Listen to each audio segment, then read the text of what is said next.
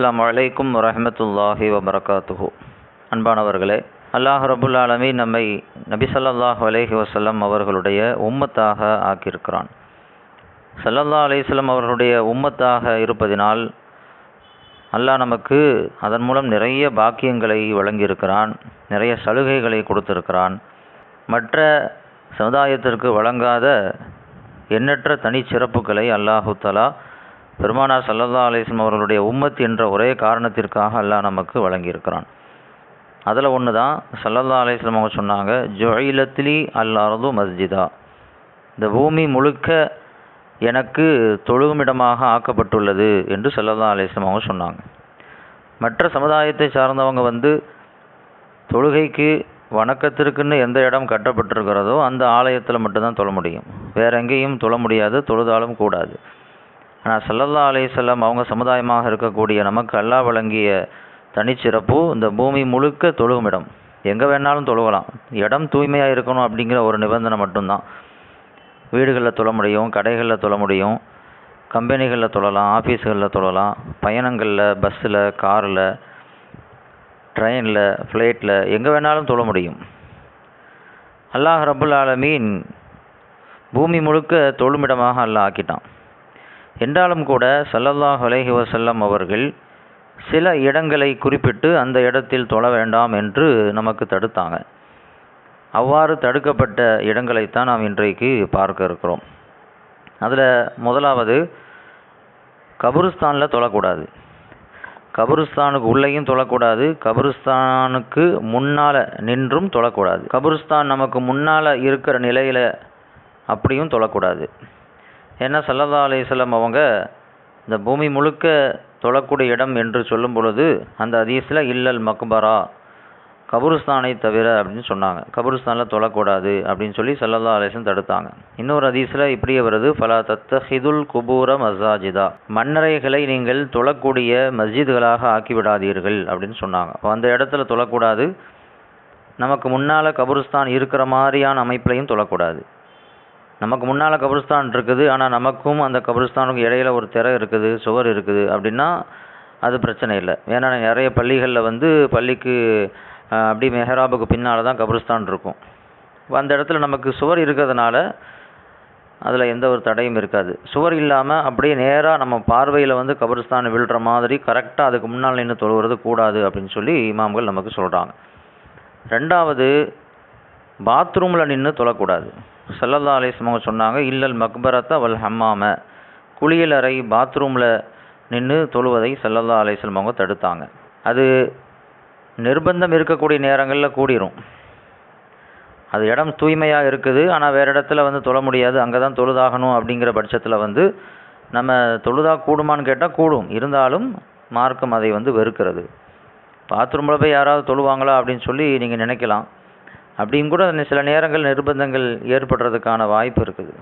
ஒருத்தர் ஒரு ஹஸரத்தை கேட்டார், இந்த மாதிரி நான் புதுசாக இஸ்லாத்துக்கு வந்திருக்கிறேன், நான் மட்டும்தான் வந்திருக்கிறேன், வீட்டில் யாருமே இஸ்லாத்துக்கு வரலை. இப்போ நான் தொழுகை உன்னுடைய கடமையை நிறைவேற்றணும், வீட்டில் நின்று தொழ முடியாது, வெளியே போயும் தொழ முடியாது, எனக்குன்னு தனி அறை ரூமில் வீட்டில் கிடையாது. இப்போ நான் எங்கள் வீட்டில் இருக்கக்கூடிய பாத்ரூமில் நான் நின்று தொழலாமா?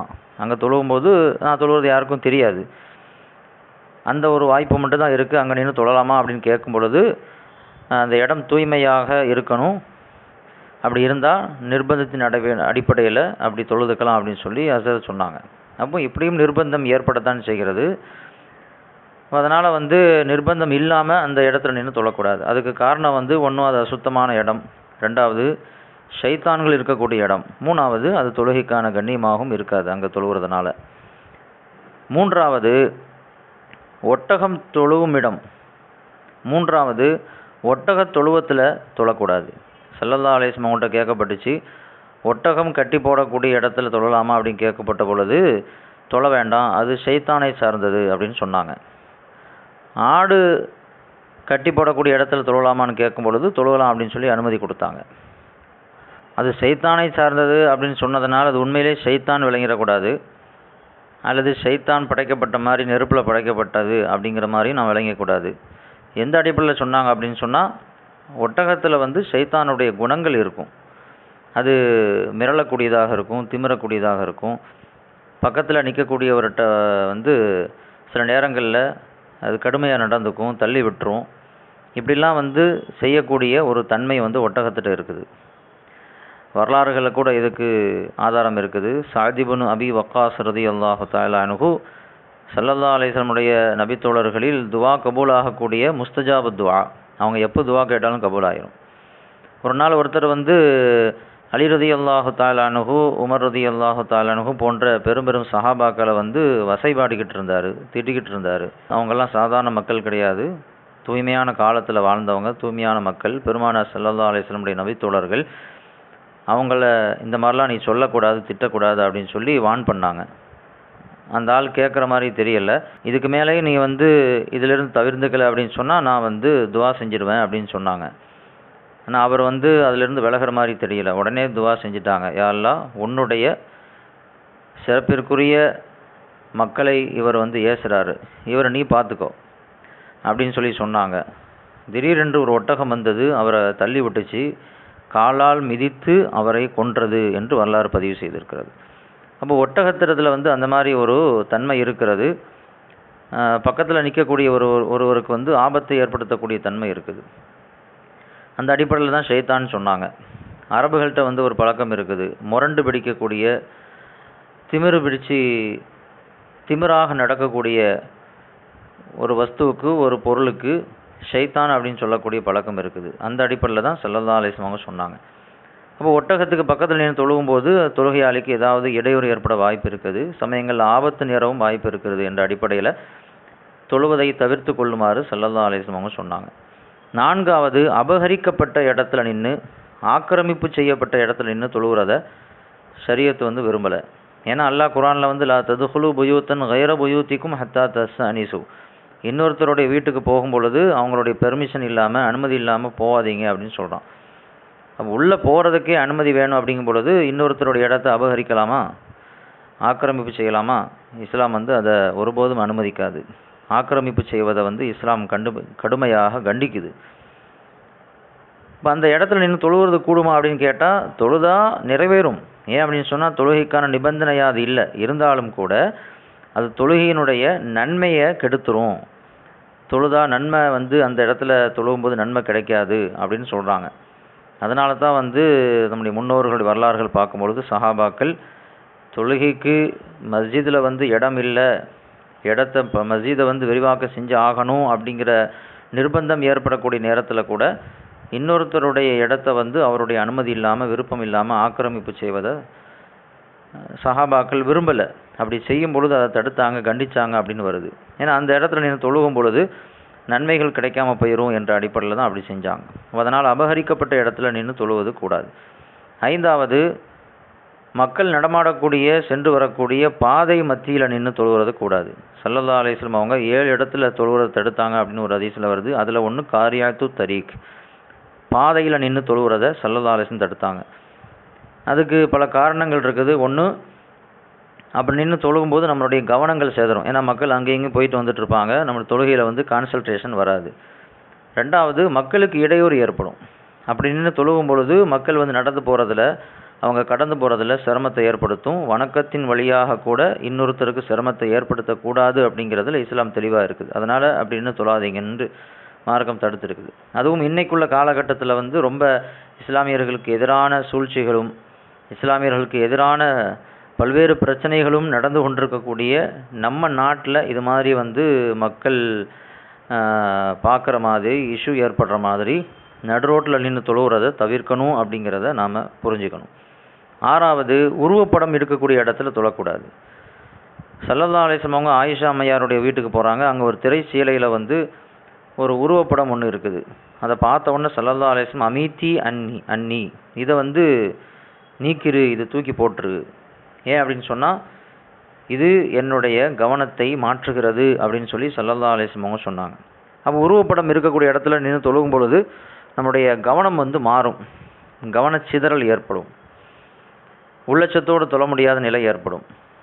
ஃபத்தஹ் மக்காவின் போது ஸல்லல்லாஹு அலைஹி வஸல்லம் அவங்க மக்காவுக்குள்ளே போனாங்க. உள்ள 360 சிலைகள் இருந்துச்சு.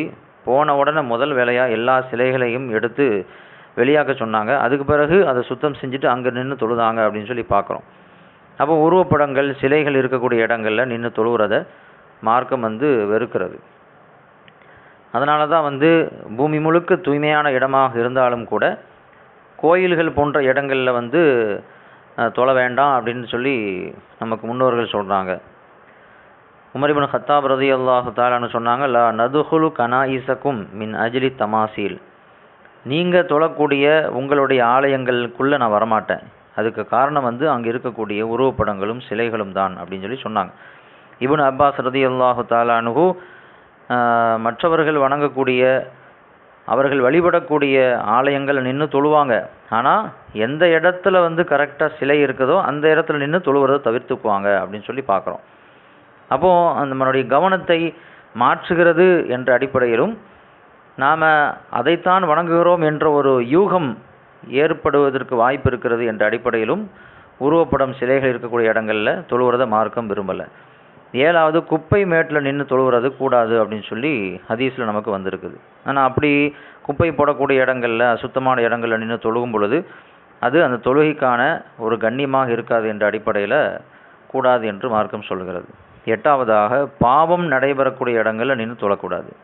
ஸல்லல்லாஹு அலைஹி வஸல்லம் சொன்னாங்க, அல்லாஹ்வையும் மறுமை நாளையும் ஈமான் கொண்டிருக்கக்கூடியவர், விசுவாசம் கொண்டிருக்கக்கூடியவர் மது பாட்டில்கள் சுற்றி வைக்கப்பட்டிருக்கக்கூடிய ஒரு தட்டுக்கருகில் அவர் அமர வேண்டாம் அப்படின்னு சொன்னாங்க. அதாவது பாவம் நடைபெறக்கூடிய இடங்கள் இருக்கக்கூடாது. ஏன்னா பாவத்தை பார்த்து தடுக்கணும் அப்படின்னு சொல்லி சரியாக சொல்லுது. சில நேரங்களில் தடுக்க முடியாமல் போயிடலாம். தடுக்க முடியாமல் நம்ம அங்கே உட்காரும் பொழுது அது குற்றமாக போயிடும். அவங்களுக்கு இறங்கக்கூடிய தண்டனை நமக்கும் சேர்த்து இறங்கிரும் என்ற அடிப்படையில் அங்கே இருக்கக்கூடாது என்பது மட்டுமல்ல, அந்த இடத்துல நின்று தொழுவதும் கூடாது. எல்லா இடத்திலும் தொழுகை கூடும் என்ற அடிப்படையில் அங்கே தொழுதா தொழுகை நிறைவேறும். ஆனாலும் கூட மற்ற இடங்களில் தொழுவதற்கான வாய்ப்பு இருக்கும் பொழுது நம்ம அதை தவிர்த்துக்கணும். ஸல்லல்லாஹு அலைஹி வஸல்லம் அவங்க சஹாபாக்களோடு ஒரு பயணத்தில் இருக்கிற நேரத்தில் இரவு தங்கக்கூடிய ஒரு சூழ்நிலை வந்துச்சு. பிலால் ரலியல்லாஹு தஆலா அன்ஹு அவங்கள எழுப்புறதுக்கு ஏற்பாடு செஞ்சுட்டு எல்லாரும் தூங்குனாங்க. ஆனால் அவரும் சேர்ந்து தூங்கிட்டார். எல்லாரும் எஞ்சி பார்க்கும்பொழுது சூரியன் உதயம் ஆயிடுச்சு. ஃபஜ்ர் தொழுகை கலாவாயிருச்சு. ஸல்லல்லாஹு அலைஹி வஸல்லம் அவங்க உடனே எஞ்சி எல்லோரும் ஒழு செஞ்சுட்டு எங்கேயே தொழுவுங்கன்னு சொல்லலை. முதல்ல இந்த இடத்த விட்டு காலி பண்ணுங்கன்னு சொன்னாங்க. இந்த இடத்த விட்டு காலி பண்ணி கொஞ்சம் தொலைதூரம் போன பிறகு அதுக்கு பிறகு ஒழுவு செஞ்சுட்டு ஃபஜ்ர் தொழுகையை தொழும்படி உத்தரவிட்டாங்க. அப்போ பாவம் நடைபெறக்கூடிய இடங்களில் நின்று தொழுகிறத தவிர்த்துக்கணும் அப்படின்னு சொல்லி இந்த ஹதீஸ் மூலமாக நமக்கு தெரியுது. அல்லாஹ் ரப்புல் ஆலமீன் பெருமானார் ஸல்லல்லாஹு அலைஹி வஸல்லம் அவர்கள் சொன்ன எல்லா விஷயங்களையும் புரிந்து அமல் செய்யக்கூடிய மக்களாக என்னையும் உங்களையும் ஆக்கி அருள் புரிவானாக. வஆஹிரு தஅவானா அனில் ஹம்துலில்லாஹி ரப்பில் ஆலமீன். வஸ்ஸலாமு அலைக்கும் வரஹ்மத்துல்லாஹி வபரகாத்துஹு.